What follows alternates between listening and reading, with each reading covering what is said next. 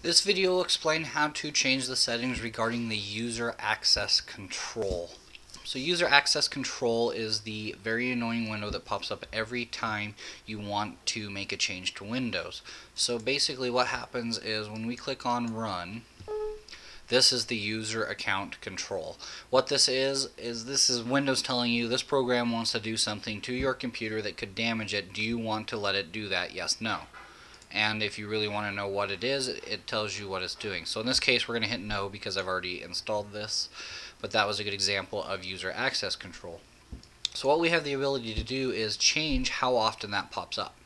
So if you go to control panel, users and accounts, user account, and then so this is my account, and I click on change user access control settings. You have to have administrative rights to do this, but when you click on it you get this bar. What this bar allows you to do is notify me only when programs try to make changes to my computer. That's when it's set to go off right now. Now I can increase that. So I can increase that to every single time I change a Windows setting, that thing pops up and asks me if I want to do it. It is really annoying. It is actually one of the things that was the problem with Windows Vista, is you weren't able to change it very easily and it went off all the time. Now the other extreme is you can go down to notify only when programs try to make changes to my computer, but not settings. Okay, try to make changes. The difference here is basically this dims your entire desktop, how you saw, and brings that UAC out, so it's just like hello, it's right there in your face. This one doesn't, so it doesn't dim my desktop at all.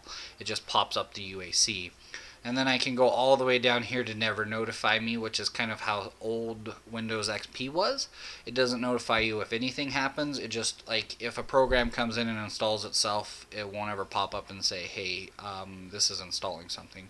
Not really recommended, because it really does eliminate some control if a malware program pops in and installs itself.